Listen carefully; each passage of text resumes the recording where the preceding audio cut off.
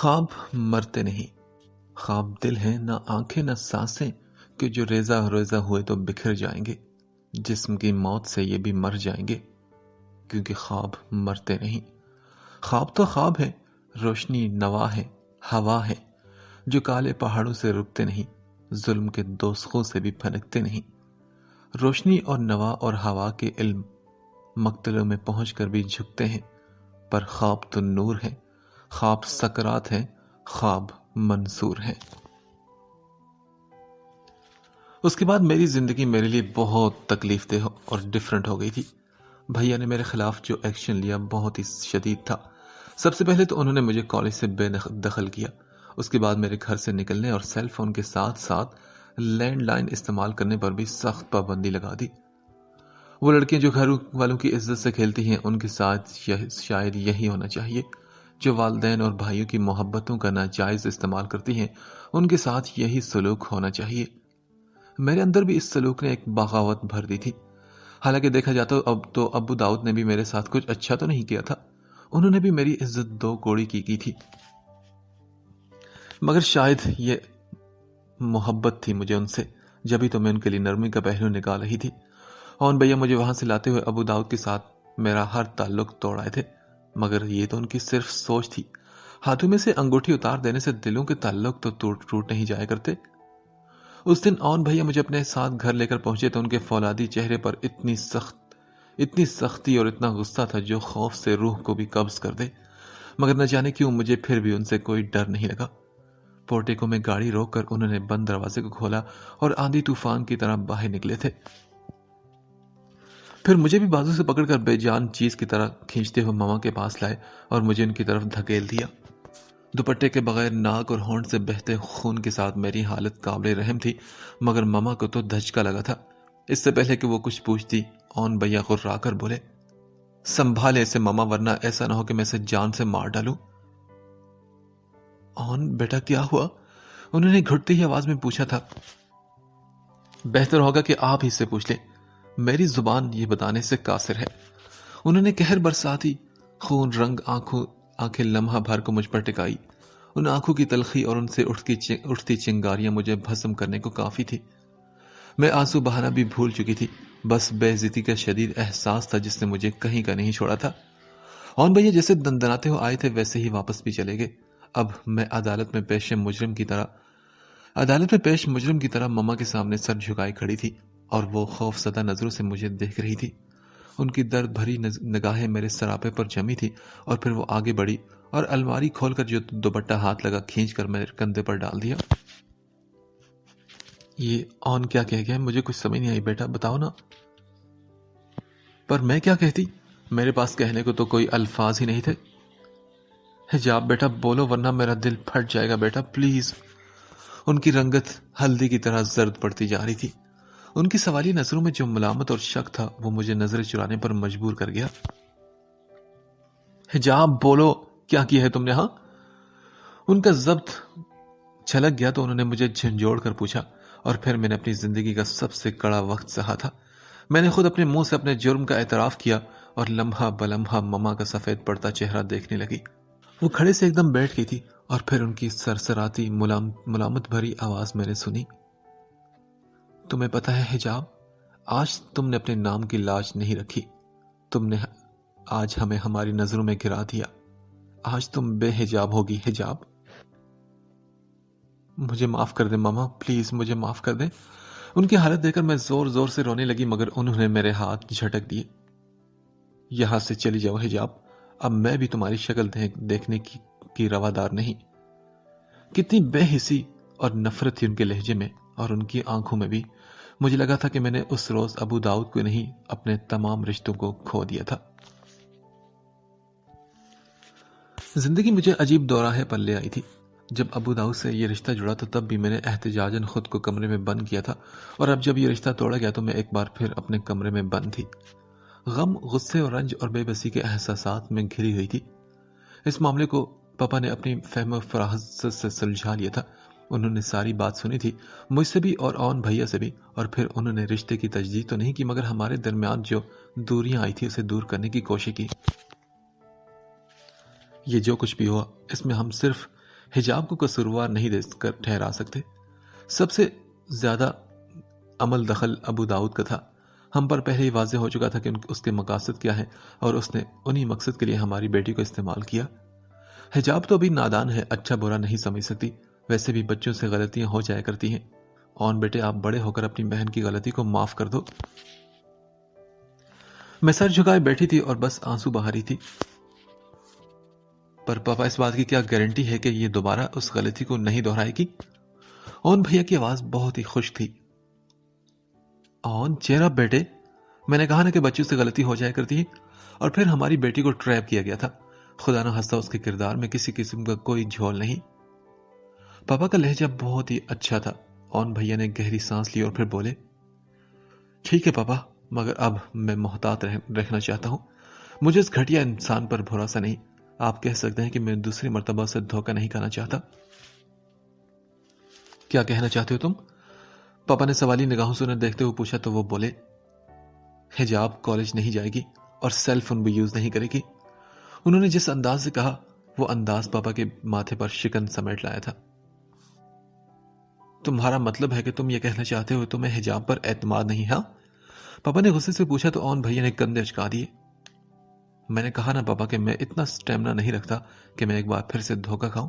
اس آدمی کا کوئی بھروسہ نہیں۔ تم کہنا کیا چاہتے ہو پاپا نے کسی قدر سنجیدگی سے انہیں دیکھا تو وہ ہونٹ بیچے کچھ لمحے خاموش بیٹھے رہے اور پھر بولے، میں جتنا اسے جانتا ہوں آپ سب لوگ نہیں جانتے۔ پاپا پلیز میری بات کو سمجھے۔ اگر آپ کسی بڑے سے نقصان سے بچنا چاہتے ہیں تو یہ احتیاط ضروری ہے، بلکہ اس سے آگے کی بھی پلاننگ کرنی ہوگی ہمیں۔ بھیا کا لہجہ بہت ہی گمبھیرتا لیے ہوئے تھا۔ پاپا نے غور سے انہیں دیکھتے ہوئے کہا، کھل کر بات کرو مرتضی۔ پاپا میں حجاب کی شادی کرنا چاہتا ہوں فوراً، یہ بہت ضروری ہے پاپا۔ بھیا کے منہ سے نکلنے والے الفاظ مجھ پر بم کی طرح گرے تھے۔ میں نے ایک جھٹکے سے سر اونچا کر کے انہیں دیکھا مگر وہ میری طرف نہیں مڑے ہوئے تھے۔ پاپا میرا ایک دوست ہے، حیثیت تو اس کی اتنی زیادہ نہیں مگر خاندانی اور پڑھا لکھا قابل لڑکا ہے۔ میں چاہتا ہوں کہ ایک ہفتے کے اندر اندر نہایت رازداری سے فراز کے ساتھ حجاب کا نکاح ہو جائے۔ آپ یقین کریں کہ اس کام کے بعد میں 100 میں سے 90% خطرہ ٹل جائے گا۔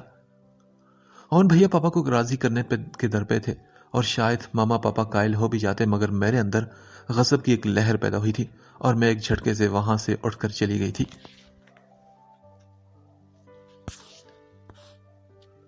بارشوں کے موسم میں دل کی سرزمینوں پر گرد کیوں بکھرتی ہے؟ اس طرح کے موسم میں پھول کیوں نہیں کھلتے؟ کیوں فقط یہ تنہائی ساتھ ساتھ رہتی ہے؟ کیوں بچھڑنے والوں کی یاد ساتھ رہتی ہے؟ اتنی تیز بارش سے دل کے آئینے پر سے عکس کیوں نہیں ڈھلتے؟ نیند کیوں نہیں آتی؟ بارشوں کے موسم میں آنکھ کیوں برستی ہے؟ اشک کیوں نہیں تھمتے؟ بارشوں کے موسم میں لوگ کیوں نہیں ملتے؟ سردیوں کی یہ ٹھنڈی ٹھار رات آہستہ آہستہ ہر چیز کو اپنے حصار میں لے رہی تھی۔ ایک ہلکا سا کوہر بند کمروں سے باہر ہر چیز کو ڈھانپ رہا تھا۔ آج سردی روٹین سے زیادہ تھی اور تیز ہوا بھی چل رہی تھی مگر میں کمرے کی کھڑکی کھولے موسم کی شدتوں کو سہ رہی تھی۔ آنسو بہا بہا کر بھی تھک چکی تھی، پر آنسو تو کبھی مسئلے کا حل نہیں ہوا کرتے۔ یہ صورتحال کی گمبھیرتا اپنی جگہ تھی۔ بھیا نے وہ بات صرف کہی نہیں تھی بلکہ اس پر عمل کر کے دکھایا تھا۔ فراز کے گھر والے کل شام آئے تھے، بوڑھی ماں، جواز سال بہن اور ایک بھائی۔ بات تو پہلے ہی طے ہو گئی تھی۔ انہوں نے رسماً میرے ہاتھ پر کچھ پیسے رکھ دیے تھے۔ میرے اندر آنسو کی طغیانی تھی مگر میرا چہرہ بالکل سپاٹ رہا تھا۔ کل رات میں نے خود سے اور حالات سے ہار مان لی تھی۔ مجھے عزت کھو کر صرف محبت کا انتخاب کافی مشکل لگا تھا، اور پھر ابو داؤد کے پاس میرے لیے کہاں عزت تھی۔ آخری ملاقات میں لمحوں میں 2 کوڑی کا کر کے رکھ دیا تھا انہوں نے مجھے، حالانکہ وہ بھی تو جانتے تھے کہ میں ان کے فورس کرنے کی اور ان کی دھمکیوں کے بعد ان سے ملنے گئی تھی۔ مگر شاید عورت ہے نا میرا جرم بن گیا تھا۔ عورت چاہے بے قصور ہو یا معمولی قصوروار، سزا اور الزام اسی کے سر آتے ہیں۔ میری تمام تر مزاحمتیں، تمام شکوے اور گلے اسی رنج کی رو میں بہہ گئے تھے۔ اب ایک ہر طرف خاموشی تھی جو دل اور روح کے ایوانوں میں سرسر آ رہی تھی۔ مجھے دیکھو اس بات کا تھا کہ میرے اپنوں نے غلطی کے بعد معافی کی گنجائش نہیں دی تھی۔ ایک دم رشتہ طے کرنا اور پھر شادی کی تاریخ کر رکھ دینا میرے کردار کو ان لوگوں کی نظروں میں مشکوک کر چکا تھا۔ ساری زندگی ایک نادیدہ بوجھ کے ساتھ گزرنے والی تھی اور میں عمر بھر اپنا کھویا ہوا اعتماد بحال نہیں کر سکتی تھی۔ یہ سوچوں کی تلخی تھی کہ میری آنکھیں پھر سے بہہ گئی۔ رات بھر میں خود سے لڑتی اور آنسو بہتی رہی تھی۔ اگلی صبح میری آنکھ کھلی تو ماما میرے اوپر جھکی ہوئی کمبل اڑا رہی تھی۔ میں نے دکھتی آنکھوں سمیت انہیں دیکھا اور تکلیف میں مبتلا ہوتے ہوئے کروٹ بدل لی۔ میرے لیے محبتوں اور رشتوں کے مفہوم معنی بدل کر رہ گئے تھے۔ ہر جذبے سے جیسے اعتبار اٹھ گیا تھا۔ مجھے کب اعتراف نہیں تھا کہ غلطی میری نہیں تھی، مگر مجھے سزا میری خطا سے بڑھ کر دی گئی تھی۔ رنج اور تکلیف میں مجھے بے حال کرنے لگی تھی۔ مجھے پتہ بھی نہ چلا اور ہچکیوں سے میرا وجود لرزتا چلا گیا۔ ماما کا ہاتھ میرے کندھے پر آ کر ٹھہر گیا تھا۔ اگر میں اپنی تکلیفوں کے سمندر میں اتنی گہرائی سے ڈوبی نہ ہوتی تو مجھے اس لمحے ان کے ہاتھ کی لرزش کا اندازہ ہو جاتا۔ کیا اتنی خفا ہو مجھ سے تم بیٹا؟ ماما کی آواز آنسو سے بھیگی ہوئی تھی۔ جواب میں نے کچھ بھی نہ کہا۔ میرے دل میں، میری روح میں اتنا غم بھرا ہوا تھا کہ میں کچھ بولنے کی پوزیشن میں نہیں رہی تھی۔ مجھے پتا ہے بیٹا کہ تم خوش نہیں، مگر جو کچھ تم نے کیا وہ بھی ٹھیک تو نہیں تھا، انہوں نے پھر کہا اور میرے سرہانے بیٹھ گئی۔ میری آنکھیں شدت سے بہتی رہی۔ کیا تم اتنی محبت کرتی ہو اس ابو داؤد سے کہ اس کی وجہ سے ہم سب سے تم نے منہ پھیر لیا؟ ماما کی بات ایسی تھی کہ جس نے میرا دل ٹکڑے ٹکڑے کر دیا اور میں چیخ کر بولی، مجھ سے سوال کرنے کے بجائے آپ لوگ یہ سوچئے کہ آپ کو اپنی بیٹی پر اتنا ہی اعتبار تھا کہ جو ابو داؤد کی ہوئی صرف ایک حرکت سے اس طرح ٹوٹ کر بکھرا کہ اس کے بعد کچھ بھی باقی نہیں بچا۔ ماما میں آج سے شکوہ نہیں کر رہی۔ میں نہیں سمجھتی کہ مجھے اس کا حق بچا ہے کہ نہیں، مگر مجھے جواب دیں کہ ابو داؤد کے ساتھ اس تعلق کو جوڑنے والا کون تھا؟ اس تعلق کو توڑنے والا اور پھر سے نیا رشتہ بنانے والا کون ہے؟ ہاں، میں خاموشی ہوں، میں مری تو نہیں، اس گھر سے بھاگی تو نہیں۔ آپ کی دی ہوئی سزا کو میں نے قبول کر لیا، اس لیے کہ میں آپ کے مخالف رستوں پر چلنے کا حوصلہ نہیں رکھتی۔ میں نے یہ بھی نہیں سوچا کہ اس کے بعد میری زندگی کتنی کٹھن ہو جائے گی۔ میں کچھ سوچنا نہیں چاہتی ماما، میری صرف ایک خواہش ہے کہ آپ لوگ مجھے معاف کر دیں۔ اپنی بات پوری کرنے سے پہلے ہی میں زور زور سے رو پڑی تھی اور ماما آنسو بھری آنکھوں سے کچھ دیر مجھے دیکھتی رہی اور پھر مجھے گلے لگا کر خود بھی پھوٹ پھوٹ کر رو پڑی، نہ جانے کیوں۔ شہر کی گلیوں میں شام سے بھٹکتے ہیں چاند کے تمنائی، بے قرار سودائی، دل گداز تاریکی، جاں گداز تنہائی، روح جاں کو ڈستی ہے، روح جاں میں بہتی ہے۔ دن بہت تیزی سے گزر رہے تھے۔ ابو داؤد کا کچھ بھی پتہ نہیں تھا۔ کبھی کبھار تو میں حیران ہو جاتی کہ وہ میری زندگی میں آئے ہی کیوں تھے۔ کیا صرف آن بھائیہ سے کوئی پرانا بدلہ لینے؟ اگر ایسا تھا تو مجھے اپنے نزدیک لانے کی کیا ضرورت تھی؟ مجھے اپنی محبت کے جال میں پھنسانے کی کیا ضرورت تھی؟ یا شاید ان کا مقصد کچھ اور تھا؟ ابھی وہ کچھ اور بھی چاہتے تھے، مگر شاید آن بھیا اپنی عقل کے بدولت بڑے نقصان سے محفوظ رہے۔ کچھ بھی تھا، مگر اس سارے معاملے میں سب سے زیادہ نقصان میرے حصے میں آیا تھا۔ میں نے گہری سانس کھینچی اور کمرے سے نکل کر ٹیرس پر آ گئی۔ ٹھنڈی رات کی اس پہر چاندنی میں دور تک پھیلا سمندر کا ساحل ویران نظر آتا تھا۔ تیز ہوا سے لان میں لگے سفیدے اور جامن کے پیڑ جھوم رہے تھے۔ ہر شے پرسکون تھی سوائے میرے۔ 2 دن کے بعد فراز کے ساتھ میرا نکاح تھا اور ساتھ ہی رخصتی تھی۔ میں جب یہ سوچتی تو میرا دل خون کے آنسو رونے لگتا۔ شادی تو دلوں کے ملنے اور ایک دوسرے کو دلی طور پر قبول کرنے کا نام ہوتا ہے۔ میرے دل میں فی الحال ایسے کسی سنجوگ کی گنجائش بالکل نہیں تھی۔ ایک ایسا انجانا شخص جسے میں نے کبھی نہ دیکھا نہ جانتی تھی، پتہ نہیں اس کے ساتھ ساری عمر کیسے گزرتی، جبکہ ابو داؤد کا لگایا داغ بھی میرا دامن آلودہ کر گیا تھا۔ میں جتنا سوچتی تھی میرا ذہن اسی قدر تکلیف کا شکار ہونے لگتا تھا۔ اپنے پیچھے آہٹ محسوس کر کے میں ذرا سا چونکی، البتہ پلٹ کر نہیں دیکھنا چاہتی تھی کہ کون ہوگا۔ میں جانتی تھی کہ ماما کے سوا کوئی نہیں ہوگا۔ حجاب کیوں نہیں کھایا کھانا تم نے؟ ماما کے سوال پر میں بھیجے ہونٹوں کو گہرے سانس بھر کر کھول کر بولی، مجھے بھوک نہیں تھی ماما۔ وہ کچھ دیر مجھے دیکھتی رہی اور پھر یوں چہرے کا رخ موڑ لیا جیسے مجھ سے کچھ چھپا رہی ہوں۔ دس از ناٹ فیئر ہنی۔ کچھ دیر بعد وہ بولی تو ان کا لہجہ بھرایا ہوا تھا۔ میں پتھر کی مورت کی طرح بالکل خاموش رہی۔ میرے ساتھ جو کچھ ہوا تھا اس کے بعد کسی بے حسی کا مجھ پر طاری ہو جانا کوئی ایسا عجیب بھی تو نہیں تھا۔ ہانی بیٹا ہمیں معاف کر دینا، ہمارے بس میں کچھ نہیں. بعض اوقات بہت بڑے نقصان سے بچنے کے لیے ایک معمولی نقصان کو قبول کرنا ہی پڑتا ہے انسان کو. ماما مجھے آپ سے کوئی شکوہ نہیں، مجھے آپ کا ہر فیصلہ چاہے وہ کیسا بھی ہو قبول ہے. Don't worry. میں نے ٹھہری ہوئی مگر سرد آواز میں بالآخر ان کی تسلی کرانی چاہی. دکھ ہے بیٹا، ابھی تمہیں لگے کہ شاید یہ فیصلہ ہم نے جذباتی میں کیا، مگر ابو داؤد. forget it ماما پلیز، تمام چیپٹرز کو کلوز کر دیں اب. میں نے دکھ بھرے لہجے میں کہا اور پلٹ کر کمرے میں آ گئی. ماما میرے پیچھے ہی تھی. بیٹا تمہارے پاپا اور اون چاہتے ہیں کہ تم سب کے ساتھ ہال میں بیٹھ کر کھانا کھایا کرو، پلیز بیٹا انکار نہیں کرنا. وہ ریکویسٹ کرتی ہوں مجھے دیکھ رہی تھی. نہیں ماما پلیز، میں خود کو اس قابل نہیں پاتی کہ اب کسی کا سامنا کر سکوں، میں بس یہی ٹھیک ہوں. میرا لہجہ نہ چاہتے ہوئے بھی انتہائی سخت ہو گیا تھا. پر ایسا کب تک چلے گا بیٹا؟ بس ماما صرف 2 دن، کیونکہ اس سب کا انتظام تو آپ لوگوں نے خود کر ہی لیا نا مجھے یہاں سے بھیجنے کا. میرے اندر کی ساری تلخی میرے الفاظ سے ظاہر ہو گئی تھی. ماما بے بس نظروں سے مجھے کچھ دیر دیکھتی رہی اور پھر گہری سانس لے کر آہستہ سے واپس پلٹ کر چلی گئی، جبکہ میری آنکھیں ایک بار پھر گیلی ہوتی چلی گئی تھی. وہ ایک شخص کے جس سے محبتیں تھی بہت، خفا ہوئے تو اسی سے شکایتیں تھی بہت. بہت عزیز تھے اپنے اصول اس کو بھی، ہمیں بھی اپنی انا کی ضرورتیں تھی بہت.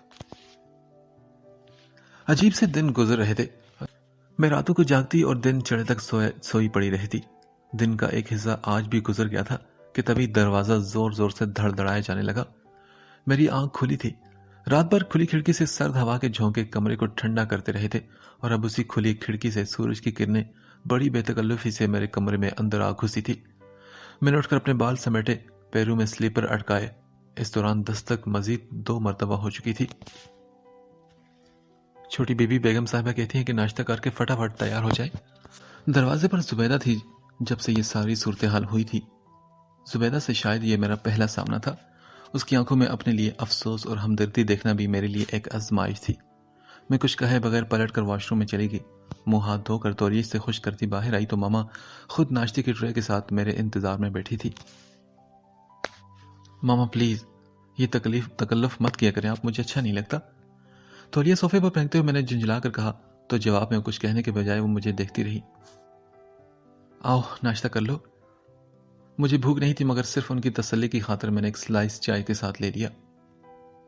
جوس تو لے لو بیٹا. بس ماما میرا جی نہیں چاہ رہا. میں نے چائے کا خالی مگ واپس رکھتے ہوئے کہا تو ماما جیسے کوئی بات کرنے کے لیے بولی تھی. یہ اپنا کیا حلیہ بنا رکھا ہے؟ نہا کر ذرا اچھے کپڑے پہن لو، فراز کی بہوچ اور بہن آ رہی ہیں تم سے ملنے. میرے چہرے پر ایک دم غصہ آ کر گزر گیا تھا. میں اپنے ہونٹ بیچ کر اٹھی اور وارڈروب کھول کر کپڑے دیکھنے لگی. یہ نہیں، وہ ریڈ والا پہن لو. میرے ہاتھ سے لائٹ گرین سادہ سا سوٹ لے کر واپس رکھتے انہوں نے بروشے کا بہت ہی سٹائلش سوٹ میرے آگے کیا جو اون بھیا ملتان سے میرے لیے چند مہینے پہلے لائے تھے. اس سوٹ کے ساتھ اون بھیا کی محبت کا بہت ہی خوبصورت احساس تھا جو اب میرے لیے کافی تکلیف دہ ہو چکا تھا، مگر میں نے ماما کو انکار نہیں کیا تھا. بیٹا ان لوگوں کا ارادہ تمہیں شاپنگ کے لیے ساتھ لے جانے کا ہے. ماما نے کچھ خائف سے انداز میں مجھے بتایا مگر میں تب بھی خاموش رہی. تم نہا لو تو فریش ہو جاؤ گی نا، اور وہاں ان بھلی ماس عورتوں سے ذرا ہنس کر بات کر لینا. بہت ہی اہم رشتہ بننے والا ہے تمہارا ان سے. اتنی چاہت کا اظہار کرتی ہیں مگر تم آگے سے اتنی ہی سر مزاجی کا مظاہرہ کرتی ہو. بیٹا مناسب تو نہیں لگتا نا یہ سب؟ اوکے ماما، میں آئندہ خیال رکھوں گی. میں نے یوں ہی جو کے سر کے ساتھ کہا اور پھر ماما کے جانے کے بعد کپڑے اٹھا کر واش روم میں چلی گئی. اس معاملے میں نے خود پر ایک بے حسی طاری کر لی تھی. میں کچھ بھی سوچنا نہیں چاہتی تھی. اون بھیا نے میرے ساتھ جو بھی کیا تھا مگر میں ان کے اعتماد کو مزید ٹھیس نہیں پہنچانا چاہتی تھی. چاہے اسی کوشش میں ضبط ہار کر میرا دل پھٹ کیوں نہ جاتا، مگر مجھے کوئی حرف شکایت زبان پر نہیں لانا تھا. بات لے کر میں باہر نکلی تو زبیدہ میرے انتظار میں تھی. وہ لوگ آ گئے ہیں بی بی صاحبہ، اور بیگم صاحبہ کہتی ہیں کہ بال سلجھانے میں آپ کی مدد کر دوں. نہیں زبیدہ، میں خود سلجھا لوں گی، تم جاؤ نیچے، ماما کو ضرورت پڑ سکتی ہے تمہاری. زبیدہ کی بات کو خاطر میں نہ لاتے ہوئے میں نے اسے نیچے بھیج دیا اور پھر برش اٹھا کر بال سلجھانے شروع کیے۔ میری زندگی کا معاملہ الجھا تھا تو بالوں کی الجھنیں تو اب کسی کھاتے میں نہیں رہی تھی۔ پھر 2 دن بعد میرے یہ چونچلے کس نے اٹھانے تھے؟ میری آنکھیں پھر سے گیلی ہونے لگی، مگر میں نے اپنا دل پتھر کر لیا تھا۔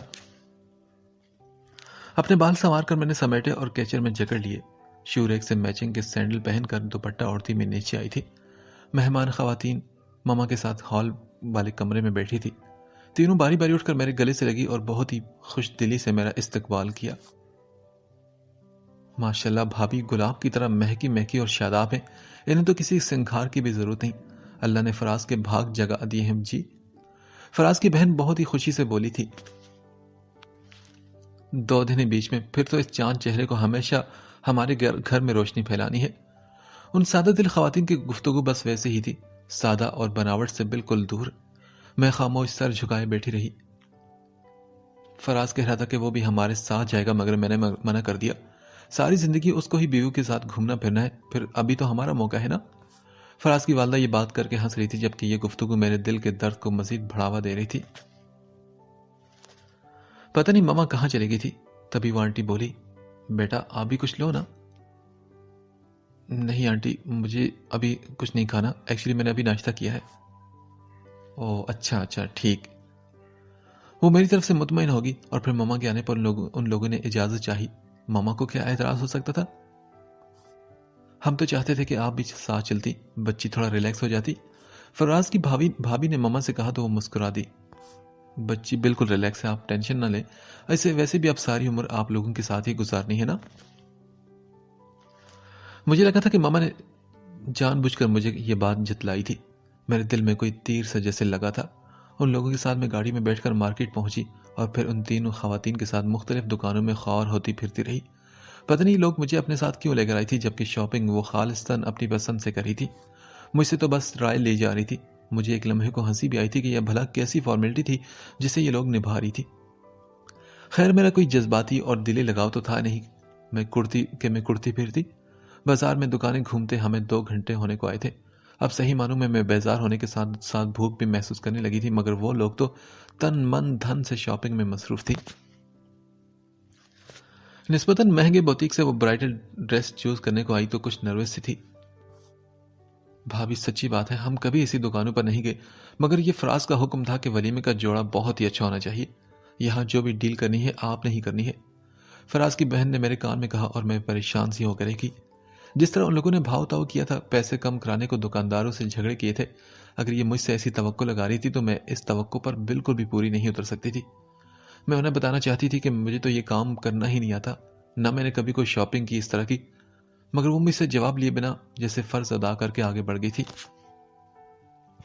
ظاہر سی بات ہے میں بھی کافی کنفیوز تھی، مجھے بالکل سمجھ نہیں آ رہی تھی اس الجھن سے کیسے نکلوں کہ اس سے بڑی اور اچانک آ پڑنے والی آفت نے مجھے چکرا کر رکھ دیا۔ جس جگہ میں کھڑی تھی وہاں شیشے کے بڑے بڑے کیسوں میں سٹائلش لباسوں کو پوری طرح نمایاں کر کے لگایا گیا تھا۔ اس کے ساتھ کیبنٹ سے جن میں ہینگر کیے کپڑے لٹک رہے تھے، اور اسی کیبنٹ کے پیچھے سے کسی نے ہاتھ بڑھا کر میری کلائی جھپٹی تھی اور مجھے اپنی طرف کھینچ لیا تھا۔ یقیناً خوف اور دہشت کے باعث لازماً میں چیخ اٹھتی، مگر مجھے قابو کرنے والا اس خطرے سے کو جانتا تھا، تبھی میرے ہونٹوں کو کھلنے سے پہلے ہی اپنے فولادی ہاتھ جما کر بند رہنے دیا۔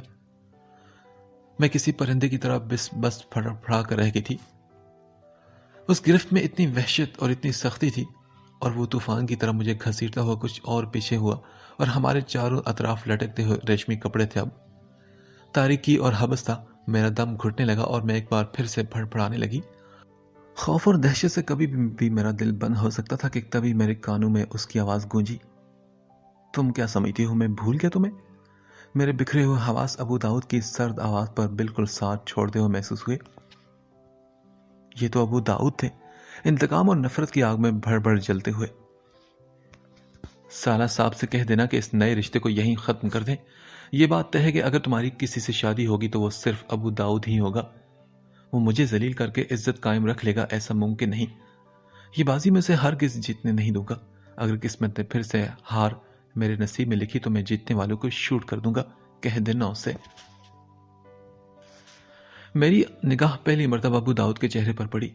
شاید اب اس تاریکی میں میری آنکھیں کچھ شناسا ہو گئی تھی۔ میں خاموش انہیں دیکھتی رہی۔ اگر میں چاہتا تو تمہیں ابھی اپنے ساتھ لے جا سکتا تھا، مگر میں بزدل نہیں، میں ڈنکے کی چوٹ پر ہر کام کروں گا۔ ابو داؤد غصے سے بھرے ہوئے تھے، پھر انہوں نے مجھے زور سے پیچھے کی طرف دھکیلا۔ اب تم جاؤ، مجھے یہی کہنا تھا تم سے۔ میں لڑکھڑا کر کپڑوں کے ڈھیر سے باہر آ کھڑی ہوئی۔ میں بہت ہی زیادہ شاکڈ ہو گئی تھی۔ میرے چہرے کی رنگت شاید نارمل نہیں تھی اور میں اگلے کئی گھنٹے تک شاید نارمل نہیں ہو سکتی تھی۔ ارے بھابھی، آپ پیچھے رہ گی، آئیے نا، آپ کو بتایا نا کہ ہمیں یہاں کا کچھ پتہ نہیں۔ فراز کی بہن نے آ کر میرا سر ہاتھ تھام کر اپنی دھن میں کہا۔ یقیناً وہ میری طرف صحیح سے متوجہ نہیں تھا، ورنہ میری حالت سے وہ ضرور کھٹک جاتی۔ آپا پلیز، میری طبیعت بالکل ٹھیک نہیں، شاید بی پی شوٹ کر گیا ہے، اگر آپ مائنڈ نہ کریں تو میں وہاں بیٹھ جاؤں۔ یہ چند جملے میں نے بڑی مشکل اور دقتوں سے بولے تھے۔ میری سانسیں بہت تیز ہوتی جا رہی تھی۔ ڈر نے مجھے آکٹوپس کی طرح پکڑ لیا تھا۔ ابو داؤد کا وہ غصہ، ان کی یہ اکڑ اور دھمکیاں میرے ہوش و حواس چھین لے گئی تھی۔ آنے والے وقت میں نہ جانے کیا ہونا تھا، یہ خیال مجھے پاگل کرنے لگا۔ کیا ہو آپ کو؟ ابھی تو ٹھیک تھی آپ۔ میری اڑی ہوئی رنگت دیکھ کر فراز کی بھابھی اور اماں میری طرف آئی تھی۔ سیلز گرل بھی صورتحال کی گھمبیرتا دیکھ کر ہمارے قریب آ چکی تھی۔ پھر ایک کولڈ ڈرنک منگوا کر مجھے پینے پر اصرار کیا جانے لگا، مگر مجھے کچھ بھی اچھا نہیں لگ رہا تھا۔ ان کے اتنا کہنے کے جواب میں نے بس 1-2 گھونٹ لے کر گلاس ہٹا دیا۔ انہیں یہاں لٹا دیں پلیز، اور آپ سائڈ پر ہوں، انہیں ہوا لگنے دیں۔ سیلز گرل نے مجھے ہمدردانہ انداز میں تھام کر بینچ پر لٹایا۔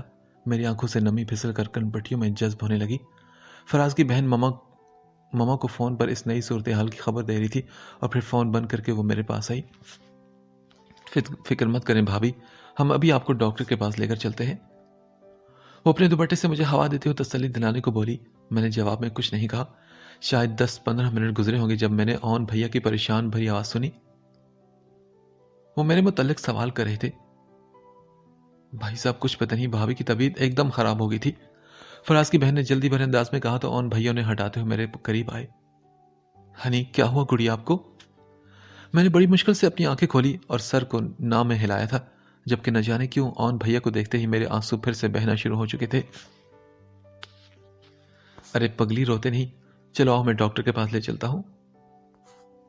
نہیں بھیا پلیز، مجھے گھر لے چلیں۔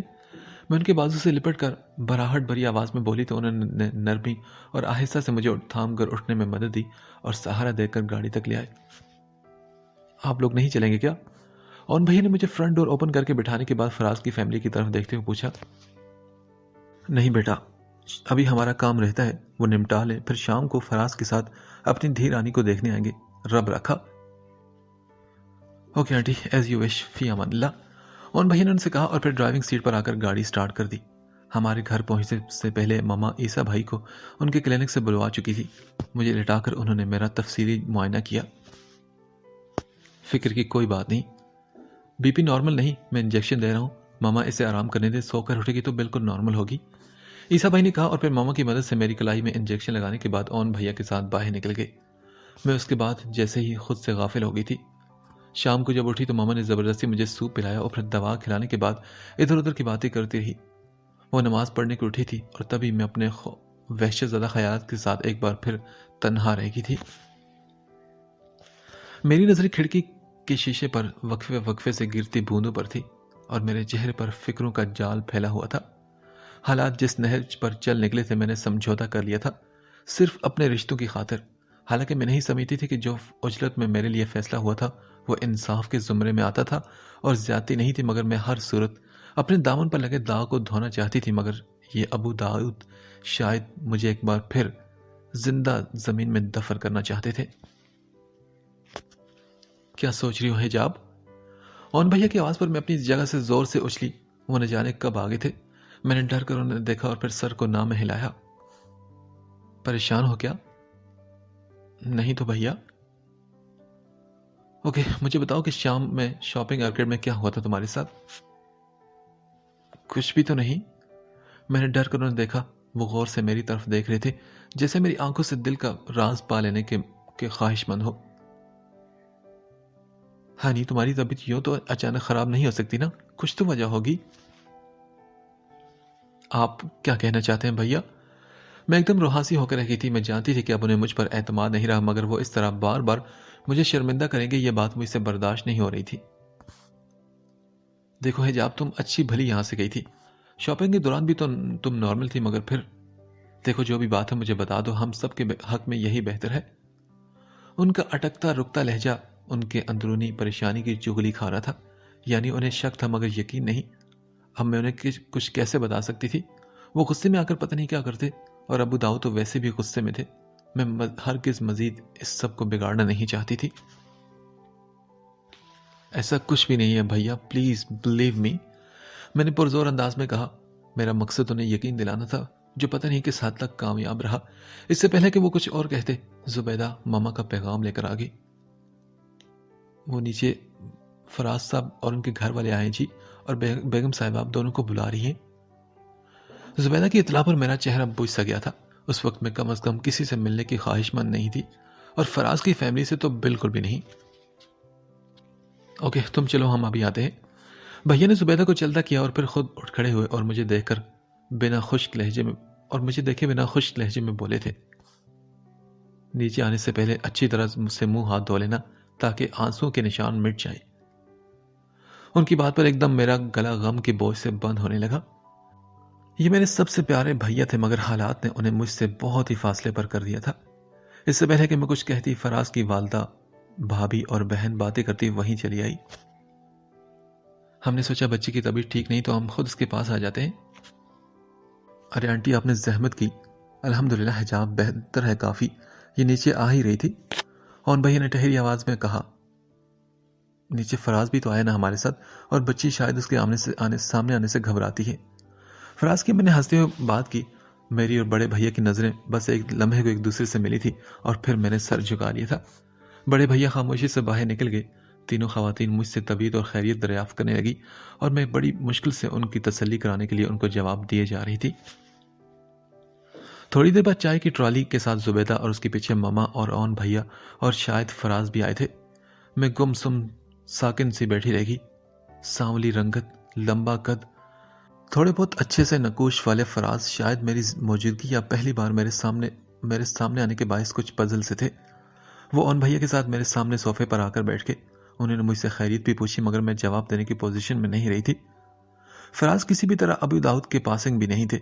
میری نگاہ لمحے بھر کو اون بھیا کی طرف اٹھی تھی، پھر میں نے آہستہ سے سر جھکا لیا تھا۔ ایک دم سے میری آنکھیں جلنے لگی تھی۔ میں نے فراز کی بات کا جواب بھی دیا اور خود کو نارمل رکھنے کے سارے جتن بھی کرتی رہی۔